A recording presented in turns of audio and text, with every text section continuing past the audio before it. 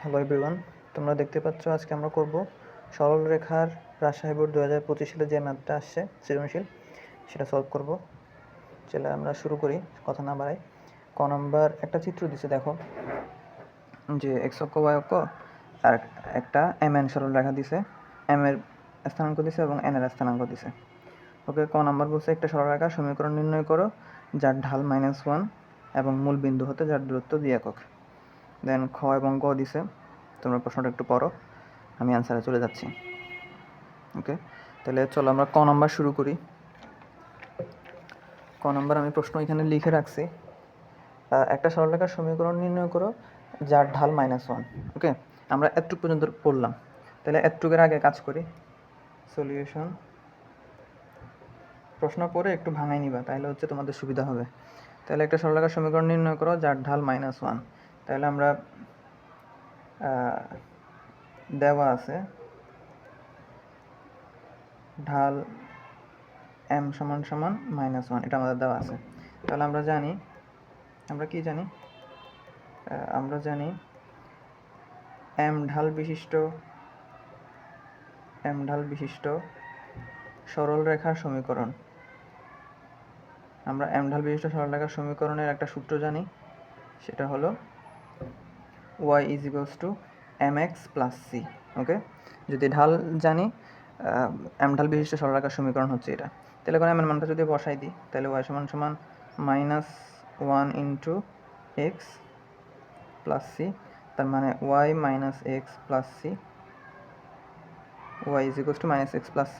এটা যদি একটু সাজিয়ে লিখি, এক্সটা যদি এই পাশে নিয়ে আসি, তাহলে x বাম পাশে +x, তারপর +y তো আছে, সিটাও যদি বাম পাশে নিয়ে আসি, তাহলে -c = 0। তাহলে এই একটা সরলরেখার সমীকরণ পাইলাম। ওকে, এটা কিন্তু আমাদের নির্ণয় করতে বলছে। তাহলে এখানে তো সিটা তো আমরা সি এর মানটা আমরা জানি না, তাহলে সি এর মানটা বের করতে হবে। সি এর মানটা বের করার জন্যই পরের অংশটা দিয়ে দিছে। এখন তাহলে পরের অংশে যাই, যেটা মূল বিন্দু থেকে 2 একক দূরবর্তী। ওকে, খেয়াল করো কোন রেখাটা, এই যে সরলরেখা যেটা, অর্থাৎ যার ঢাল হচ্ছে -1, এই রেখাটাই হচ্ছে মূল বিন্দু থেকে 2 একক দূরে। তাহলে এই যে সাপোজ মূল বিন্দু হচ্ছে এখানে, আর রেখাটা হচ্ছে এই রেখাটা। ওকে, সাপোজ আমি একটু চিত্র এঁকে তোমাকে বোঝাচ্ছি, রেখাটা এটা আর মূল বিন্দু হচ্ছে এটা।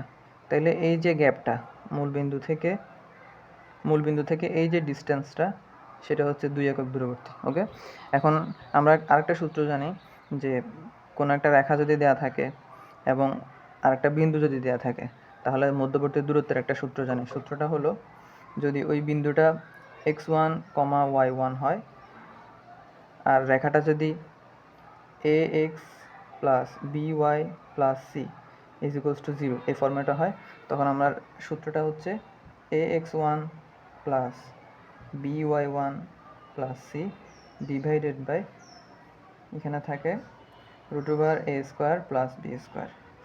ওকে, উপরে কিন্তু মডুলাস সাইন থাকে। তাহলে এটা হচ্ছে আমাদের দূরত্ব নির্ণয়ের সূত্র। আমি যদি একটু হাইলাইটার দিয়ে মার্ক করি, এটা হচ্ছে কোনো একটা বিন্দু থেকে কোনো একটা রেখার দূরত্ব নির্ণয়ের সূত্র। তাহলে এই সূত্র আমরা এখানে অ্যাপ্লাই করব। তাহলে প্রশ্ন মতে এখানে ax1, তাহলে এখানে x এর সহগ তো a, তাহলে 1 × x1 এর মান কত, যেহেতু মূল বিন্দু বলছে। ওকে, তাহলে x1 এর মান 0 প্লাস by1, তাহলে এখান থেকে কম্পেয়ার করো, y এর সহগ যেহেতু 1, তাহলে b এর মান 1, দেন y1, তার মানে যেহেতু মূল বিন্দু ছিল, তাহলে 0, মূল বিন্দু যেহেতু x1 y1 দুটাই 0। এরপরে প্লাস c মানে সহগটা, তাহলে এখানে সহগ আছে -c দিলাম, উপরে মডুলাস সাইন দিতে হবে, নিচে হবে √a² + b²। তাহলে এখানে a এর মান কত সমীকরণে 1, আর b এর মান কত 1। ওকে, এই যে এটা হচ্ছে দূরত্ব, আমাদের দূরত্ব বলে দিছে 2 একক, তাহলে = 2। ওকে, তাহলে এখন যদি উপরে কাজ করি, এটা তো 0, এটা তো 0, তাহলে -c মডুলাস, নিচে হয়ে যাবে 1 1 মিলে 2 √2। ওকে, = 2। তাহলে এখন মাইনাসটা তো চলে যাবে যেহেতু মডুলাস সাইন আছে, তাহলে c মডুলাস √2টা যদি বেশি গুণ করে দিই, 2 √2 হয়ে যায়। ওকে, এখন আমরা মডুলাস সাইনটা উঠাই ফেলবো। মডুলাস সাইন যখন উঠাবো, দেন এই পাশে প্লাস মাইনাস হবে, একটু মনে রাখবা। মডুলাস সাইন উঠে ফেললে প্লাস মাইনাস দুইটা নিতে হয়, তাহলে সি এর মান পাই গেছি। এখন সি এর মানটা যদি ওই যে 1 নম্বর সমীকরণে বসা দিই তাহলে আমাদের অ্যান্সার শেষ। তাহলে সি এর মান 1 নং সমীকরণে বসিয়ে এটা লিখতে পারো।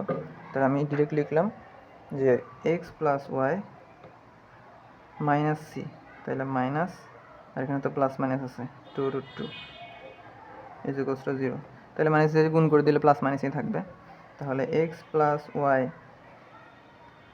প্লাস 2√2 ইজ ইকুয়ালস টু 0, এটা একটা আনসার। ওকে, আরেকটা x plus y minus 2√2 is equals to 0, এটা একটা আনসার। ওকে, এখানে আমাদের কিন্তু একটি সরলরেখার সমীকরণ নির্ণয় করতে বলছে। ওকে, আমাদের দুইটা আসছে, সমস্যা নাই, এটা দিল কারেক্ট, এটা দিল কারেক্ট। ওকে, দেন আমরা যদি খ নাম্বারে যাই,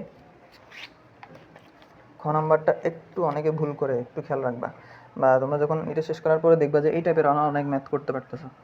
সো একটু কেয়ারফুলি শ্রবণ করো যে দেখো কী দেওয়া আছে। আমি চিত্রটা কিন্তু আবার আঁকছি। চিত্রটা যদি আমি একটু বলি, এক্স অক্ষ ওয়াই অক্ষ দেওয়া আছে, আর একটা রেখা দেওয়া আছে সরলরেখা, যেটার একদম এদিকে শেষ বিন্দু হচ্ছে এন, আর এই পাশে শেষ বিন্দু হচ্ছে এম, দুইটা স্থানাঙ্ক দেওয়া আছে। ওকে, তাহলে প্রশ্নটা পড়ি। এম এন রেখার সমত্রিখণ্ডক বিন্দুদ্বয়ের সাথে, বুঝো কিন্তু এম এন যে রেখাটা সেটা সমত্রিখণ্ডক বিন্দু। সমত্রিখণ্ডক বিন্দু মানে এম এন যে রেখাটা সেটাকে সমান 3 ভাগে ভাগ করবে, এরকম বিন্দুদ্বয়। তার মানে দুইটা বিন্দু বের করতে হবে আমাদের, ওই দুইটা বিন্দু পুরা এম এন রেখাকে সমান 3 ভাগে ভাগ করবে, সমত্রিখণ্ডক, এটার মিনিং হচ্ছে এটা। তাহলে এমন দুইটা বিন্দু আমি যদি কল্পনা করি, সাপোজ এখানে একটা বিন্দু দিলাম আর এখানে একটা বিন্দু দিলাম, দেখো তো এই বিন্দুটা এবং এই বিন্দুটা, দেখো তো এই দুইটা বিন্দু এটাকে 3 ভাগে ভাগ করছে কিনা, 3টা সেগমেন্টে ভাগ করছে না। এম এন যে রেখাটা সেটাকে এই এক ভাগ, এই এক ভাগ, এই এক ভাগ, 3 ভাগে ভাগ করছে না। তাহলে এই সমত্রিখণ্ডক বিন্দুদ্বয় মানে এই বিন্দুটা, তাহলে সমত্রিখণ্ডক বিন্দুদ্বয় মানে এই একটা বিন্দু এবং এই একটা বিন্দু, এই দুটাকে দ্বয় বলছে, দ্বয় মানে দুইটা। তাহলে আমাদের এখন এরপরে আসো, বিন্দুদ্বয়ের সাথে মূল বিন্দু যে ত্রিভুজ উৎপন্ন করে, তাহলে মূল বিন্দু কোনটা, এটাকে উ দিয়ে প্রকাশ করে। ওকে, তাহলে এটাকে একটা নাম দিই, সাপোজ এটার নাম দিলাম আমি পি, এটার নাম দিলাম পি, এটার নাম দিলাম কিউ। তাহলে পি এবং কিউ এই দুইটার সাথে মূল বিন্দু যে ত্রিভুজ উৎপন্ন করে তার ক্ষেত্রফল। তাহলে আমি যদি একটু আঁকি, পি বিন্দু থেকে উ পর্যন্ত একটা রেখা আঁকি, আবার কিউ বিন্দু থেকে উ পর্যন্ত একটা রেখা আঁকি। তাহলে এখন এই যে আমি যদি একটু হাইলাইটার দিয়ে মার্ক করি, এই অংশটা একটা ত্রিভুজ হয়েছে না, এই ত্রিভুজটারই আমাদের ক্ষেত্রফল বের করতে হবে। আমি যদি আরেকবার রিক্যাপ করি প্রশ্নটা, এম এন রেখার সমত্রিখণ্ডক বিন্দুদ্বয়, স্টপ, এম এন রেখার সমত্রিখণ্ডক বিন্দুদ্বয় পি কিউ, ওকে ফাইন, বিন্দুদ্বয়ের সাথে মূল বিন্দু যে ত্রিভুজ উৎপন্ন করে, পি কিউ এর সাথে মূল বিন্দু ও যে ত্রিভুজ উৎপন্ন করে তার ক্ষেত্রফল নির্ণয় করো।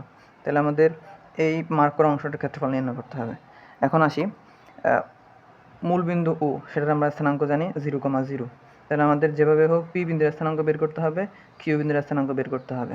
দেন আমরা যদি তিনোটা বিন্দুর ত্রিভুজের তিনোটা শীর্ষবিন্দুর স্থানাঙ্ক পাই যাই, তাহলে আমরা ক্ষেত্রফলের সূত্র লিখব, ক্ষেত্রফল ইজ ইকুয়ালস টু হাফ, এখানে প্রথম বিন্দু, সেকেন্ড বিন্দু, থার্ড বিন্দু 1 1 1, এই সূত্রটা তোমরা জানো আশা করি, এটা হচ্ছে ক্ষেত্রফলের সূত্র। তাহলে এখন আমাদের কাজ হলো পি বিন্দুর স্থানাঙ্ক এবং কিউ বিন্দুর স্থানাঙ্ক বের করা। ওকে, তাহলে এখন প্রশ্নটা বুঝে ফেললাম, এখন সলিউশনে আসি। সলিউশন, এখন একটু খেয়াল করো, পুরো এম এন যে রেখাটা, এই যে এম থেকে এন পর্যন্ত যে রেখাটা, সেই রেখাটাকে কিউ বিন্দুটা, সাপোজ এটা নাই, কিউ বিন্দুটা মনে করো যে নাই, এম এন যে রেখাটা সেটাকে পি বিন্দুটা দেখো তো 1:2 অনুপাতে অন্তর্বিভক্ত করে কিনা, খেয়াল করো। সাপোজ কিউ বিন্দুটা নাই এই জায়গায়। ওকে, তাহলে এই যে পি বিন্দুটা সেটা এম এন যে পুরো রেখাটা সেটাকে, এটা যদি 1 হয়, এটাও 1, এটাও 1, 1 1 যোগ করে তো 2 হয়ে যায়। ওকে, এটা 2, পি থেকে এন পর্যন্ত এটা 2, এম থেকে পি পর্যন্ত এটা 1, তাহলে আমরা বলতে পারি পি বিন্দুটা এম এন রেখাকে 1:2 অনুপাতে অন্তর্বিভক্ত করে, রাইট? এই কথাটা আমরা বলি যে এখানে বা চিত্রানুসারে পি বিন্দু এম এন রেখাকে 1:2 1:2 অনুপাতে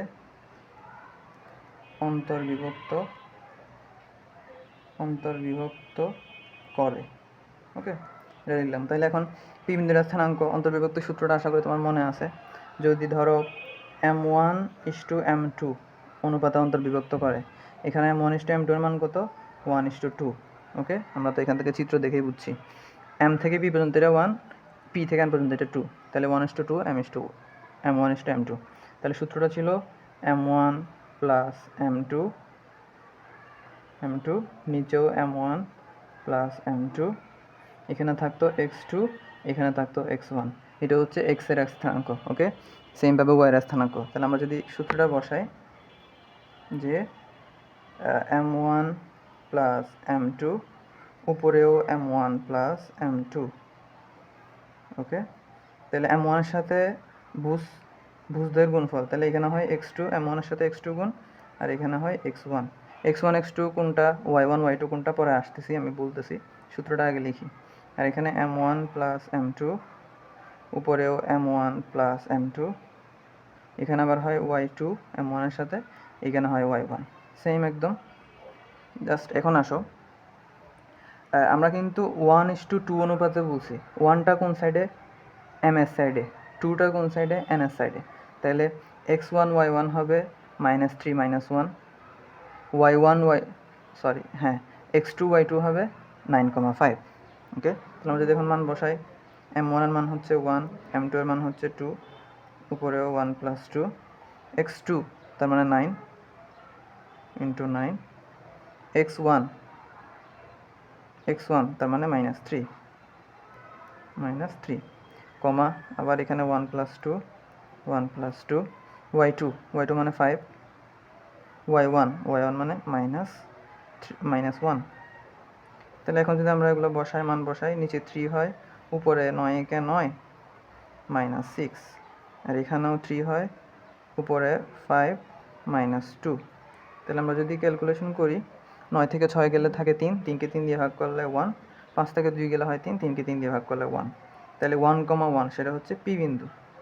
ওকে, এখন একটু খেয়াল করো, কিউ বিন্দুটার মান বের করতে হবে। পি বিন্দুর মান বের করছে, কিউ বিন্দুর মান বের করবো। এখন একটু খেয়াল করো তো, পি এবং এন পর্যন্ত যে রেখাটা, পি থেকে এন পর্যন্ত, সেটার ঠিক মধ্যবিন্দু হচ্ছে কিউ, রাইট? হয়তো ছবির মধ্যে একটু বড় ছোটো দেখা যাচ্ছে, কিন্তু যেহেতু সমত্রিকোণক ছিল, এই সেগমেন্ট তিনটা সমান, দ্যাট মিন্স কিউ বিন্দুটা পি এবং এন এর ঠিক মাঝখানে। তার মানে আমরা বলতে পারি পি এন এর মধ্যবিন্দু হচ্ছে কিউ। আমরা লিখি কিউ বিন্দুটি পি এন এর মধ্যবিন্দু। ওকে, এই কথাটা লিখলাম। তাহলে মধ্যবিন্দুর সূত্র কি? মধ্যবিন্দুর সূত্র ছিল ভুজদ্বয়ের যোগফল। পি বিন্দুর স্থানাঙ্ক আমরা বসাই দিই 1,1। মধ্যবিন্দুর স্থানাঙ্ক ছিল ভুজদ্বয়ের যোগফল। তাহলে এটার ভুজ কত? 1, এটার ভুজ কত? 9। ভুজদ্বয়ের যোগফল ভাগ 2, কমা কোটিদ্বয়ের যোগফল ভাগ 2। তাহলে কোটি এখানে 1, এখানে হচ্ছে 5, 1 plus 5 divided by 2। Okay, that means এটা হয়ে যায় 5, আর এটা হয়ে যায় 3, 5,3। তাহলে কি বিন্দু পাইছি? 5,3। তাহলে আমাদের কাজ প্রায় শেষ। এখন আমরা তিনোটা শীর্ষবিন্দু পাই গেছি, এটা তো 0,0। তিনোটা শীর্ষবিন্দু পাই গেলে আমরা এখন ক্ষেত্রফল বের করব। তাহলে আমরা বলতে পারি ত্রিভুজ ঘড়ির কাঁটার বিপরীতে যদি আসি, ও কিউ পি এর ক্ষেত্রফল, ও কিউ পি এর ক্ষেত্রফল সমান সমান, সূত্রটা কি? সমান সমান তো এখানে দিই, হাফ ইন্টু নির্ণায়ক বের করতে হয়। কিসের? এই পাশে 1 1 1 হয়। এখানে বিন্দুগুলো বসাও। প্রথমে মূল বিন্দু বসাই 0 0, এরপরে ঘড়ি কাঁটা বিপরীত 5,3 5 3, এরপরে 1,1, তাহলে 1 1। ওকে, তারপর হাফ আছে, এই দুটো তো 0 হয়ে যায়, তাহলে 1 বরাবর নাও, সারি কলাম বা তোমরা আশা করি নির্ণয় পারো। এই দুটো 0 যেহেতু এটা নেওয়া লাগে না, শুধু 1কে নেওয়া লাগে। তাহলে সারি কলাম যদি বাদ দিই, বাকি থাকে 5 3 1 1। এগুলো যদি আর গুণ করি, 5 একে 5, 3 একে 3, তাহলে 5 3। ওকে, এরপরে 5 3 মানে তো 2, তাহলে হাফ ইন্টু 2, দ্যাট মিন্স 1। যেহেতু ক্ষেত্রফল বর্গ একক। ওকে, তাহলে এই ছিল আমাদের সমত্রিকোণক বিন্দুদ্বয় অর্থাৎ পি কিউ এর সাথে মূলবিন্দু ও যে ত্রিভুজটি উৎপন্ন করে সেই ত্রিভুজের ক্ষেত্রফল। একদম সিম্পল ছিল। এরপর আমরা গ নম্বরে যাব। এবার আসো গ নম্বর যেটা বলছে এমএন যে রেখাটা, অর্থাৎ আগের চিত্রটা আবার আঁকছি, এমএন রেখার লম্ব সমদ্বিখণ্ডক দ্বারা এক্স অক্ষের খণ্ডিতাংশ। ওকে, তাহলে লম্ব সমদ্বিখণ্ডক, এটা একটু আমি চিত্র আঁকার চেষ্টা করি, একটু খেয়াল করো। এমএন যে রেখাটা সেটা লম্ব সমদ্বিখণ্ডক, মানে এটার লম্ব একটা রেখা যেটা সমান দুই ভাগে বিভক্ত করবে কাকে, এমএনকে, অর্থাৎ এমএনকে সমানভাবে দ্বিখণ্ডিত করে এরকম একটা লম্ব। তাহলে সাপোজ আমি এম এবং এন এর ঠিক মধ্যবিন্দু এটা ধরলাম। তাহলে এই যে রেখাটা, এবার আবার যদি একটা আঁকি, এই যে রেখাটা পাওয়া যাবে, এই যে রেখাটা পাওয়া গেছে, সেই রেখাটার দ্বারা এক্স অক্ষের খণ্ডিতাংশ। ওকে, এই রেখাটা আগে সমীকরণ নির্ণয় করব, দেন পরের অংশটা নির্ণয় করব। তাহলে এখন এই রেখাটার আমাদের মূল টার্গেট হলো এই রেখাটার সমীকরণ নির্ণয় করা। উপর দিকে যে রেখাটা খেয়াল করো, এটা কিন্তু এম এন এর ঠিক মধ্যবিন্দু দিয়ে গেছে, কারণ বলছে সমানভাবে দ্বিখণ্ডিত করবে এবং লম্ব। তাহলে আমরা আগে এম এন এর মধ্যবিন্দু বের করি। তাহলে আমরা শুরু করি সলিউশন। এম এন এর মধ্যবিন্দু, সাপোজ এটাকে আমরা নাম দিলাম, কি নাম দিব, ও নাম দিই। ওকে, ও না, এটার নাম দিলাম পি, সাপোজ এটার নাম দিলাম পি। তাহলে মধ্যবিন্দু পি সমান হবে, মধ্যবিন্দুর খ নম্বরে বলছিলাম মধ্যবিন্দুকে আমরা বের করে ভুজদ্বয়ের যোগফল ভাগ 2, তাহলে 9 - 3 ভাগ 2, প্লাস মাইনাসে মাইনাস হয়ে যাবে, এরপর কমা দিয়ে কোটিদ্বয়ের যোগফল ভাগ 2, তাহলে 5 - 1 ভাগ 2। তাহলে এটা যদি আমরা করি তাহলে পি সমান সমান পাবো 9 থেকে 3 গেলে 8 থেকে কত, 6, 6কে 2 দিয়ে ভাগ করলে হয় 3, দেন 5 থেকে 1 গেলে 4, 4কে 2 দিয়ে ভাগ করলে হয় 2। তাহলে 3,2, আমি যদি একটু পাশে লিখি 3,2, এটা হচ্ছে এমএন এর মধ্যবিন্দু। এখন এই রেখাটা খেয়াল করো, এই রেখাটা কিন্তু এমএন এর উপর লম্ব, এটা আমাদের বলে দিয়েছে। তাহলে এমএন রেখার যে আমরা যদি ঢাল বের করি, দেন ওটার লম্ব রেখার ঢাল হবে আলটিমেট রেখাটার ঢাল। তাহলে আমরা আগে এম এন রেখার ঢাল বের করি, দেন এই রেখাটার ঢাল বের করব। তাহলে প্রথমে এম এন রেখার ঢাল কী হবে, কোটিদ্বয় বিয়োগফল, তাহলে 5 - 2, নিচে হচ্ছে ভুজদ্বয়ের বিয়োগফল 9 - 3 ইজ ইকুয়ালস টু, উপরে হবে 3, নিচে হবে 6, দ্যাট মিন্স অ্যান্সার হয় 1/2। 1/2 পাইছি এম এন রেখার ঢাল। সুতরাং আচ্ছা, এটাকে পি আর এদিকে ও দিই, এটা ও বিন্দু। তাহলে এখন সুতরাং এম এন রেখার লম্ব রেখার ঢাল, রেখার কেমন, এটা রেখার ঢাল, আমরা জানি ঢাল হয় -1 ডিভাইডেড বাই ওই আগেরটা। ওকে, কীভাবে হয় আমরা জানি, একটা যদি M1 রেখা হয় তার সাথে আর একটা লম্ব, সেটার ঢাল যদি M2 হয়, ইজ ইকুয়ালস টু দুইটার গুণফল কিন্তু -1 হয়। ওকে, তাহলে আমরা যদি উপিটার ঢাল যদি M2 ধরি, M2 ইকুয়ালস টু আমরা লিখতে পারি -1 ডিভাইডেড বাই আগেরটার ঢাল অর্থাৎ M1। আমরা সেটাই করছি, -1 ডিভাইডেড বাই আগেরটার ঢাল। ওকে, তার মানে আমরা লিখতে পারি, এটা যদি উল্টাই দিই -2 হয়, রাইট। তাহলে -2 পাইছি উপি রেখার ঢাল, আবার উপি রেখার একটা বিন্দু পাইছি 3,2। ওকে, তাহলে আমরা এখন লিখব একটা বিন্দু পাইছি এবং ঢাল পাইছি, তাহলে একটা বিন্দুগামী এবং ঢাল বিশিষ্ট রেখার সমীকরণ তো আমরা জানি। তাহলে আমরা লিখব পি অর্থাৎ 3,2 বিন্দুগামী এবং -2 ঢাল বিশিষ্ট রেখার সমীকরণ, ওই যে y - y1 is equals two m into x - x1, এটা আমাদের ছিল মূল সূত্র। ওকে, এখন y তে থাকবে -y1, y1 এর মান কত 2 দেখা যাচ্ছে, m এর মান কত, এটার ঢাল -2, এরপরে x - x1, x1 এর মান হচ্ছে 3। ওকে, জাস্ট এখান থেকে দেখে দেখে বসানো। এরপর যদি আমরা এটাকে করি y - 2 ইজ ইকুয়াল, এই পাশে হবে -2x তারপর মাইনাস মাইনাসে প্লাস 6, রাইট? এখন সবগুলো যদি পেশে আনি, y - 2 প্লাস 2x মাইনাস 6 হয়ে যাবে, ডান পাশে 0 হবে। তাহলে আমরা 2x যদি সামনে লিখি, 2x, এরপরে যদি y লিখি প্লাস y -2 -6, তার মানে আমরা লিখতে পারি -8 -8 = 0। তাহলে আমাদের এখন সমীকরণ পাইলাম। ওকে, এমএন রেখার লম্ব সমদ্বিখণ্ডক দ্বারা এতটুকু শেষ। এক্স অক্ষের খণ্ডিতাংশ, এক্স অক্ষের খণ্ডিতাংশকে আমরা বের করে, আমি যদি বলি একটা সমীকরণ ছিল x/a প্লাস y/b = 1। ওকে, এই ফর্মেটে যদি আমরা কোনো একটা সমীকরণকে নিয়ে যাই, সেখানে নিচে a যেটা সেটা হচ্ছে এক্স অক্ষের খণ্ডিতাংশ, আর b যেটা সেটা হচ্ছে y অক্ষের খণ্ডিতাংশ। তাহলে আমাদের এই যে সমীকরণটা পাইছি সেটাকে x/a প্লাস y/b = 1 এই ফর্মেটে নিয়ে গেলে a এর মানটা যেটা হবে সেটাই আমাদের আলটিমেটলি এক্স অক্ষের খণ্ডিতাংশ, রাইট? এক্স অক্ষের খণ্ডিতাংশ। তাহলে আমরা এখন এটাকে x/a প্লাস y/b = 1 এই ফর্মেটে নিয়ে যাই। তাহলে 2x প্লাস y = 8 লিখলাম, -8টা পাশে আনলাম। দেন আমাদের তো ডান পাশে 1 করা লাগবে। পুরোটাকে যদি 8 দিয়ে ভাগ করে দিই, তাহলে 2x plus y divided by 8, আর এই পাশে 8কে 8 দিয়ে ভাগ করলে তো 1 হয়, রাইট? এখন আমরা যদি আলাদা করে দিই, দেখা যায় কি না? ওকে, তাহলে আমরা এখানে লিখতে পারি 2x ডিভাইডেড বাই 8, আবার প্লাসটা দিয়ে y ডিভাইডেড বাই 8 = 1। অনেকে এই জায়গায় বুঝে না, অনেকে ভুল করে ফেলে কেমন আলাদা করে। তুমি দেখো 8 এবং 8, 8-এর লসাগু, দুইটা 8-এর লসাগু কিন্তু একটা 8 হয়। এরপর হর দিয়ে বা লব দিয়ে গুণ করলে সেম কিন্তু উপর লাইনটা পাও। অর্থাৎ আমরা আগে অনেকবার এই লাইন থেকে এই লাইনে নিয়ে গেছি, রাইট? কিন্তু এখানে হচ্ছে উল্টা করতে হয় আর কি, বা এভাবে মনে রাখলে হয়। এখানে যদি দুইটা থাকে 2 ভাগে ভাগ করে দেয়, 3টা 4টা পদ থাকলে উপরে 3 বা 4 বার এভাবে প্রত্যেকবার নিচে হর দিয়ে ভাগ করে দিবে। ওকে, এখন যদি আমরা কাটাকাটি করি এখানে, তাহলে আমরা পাই 2 আর 8 কাটাকাটি করলে নিচে হয় 4। তাহলে x/4 plus y divided by 8 = 1।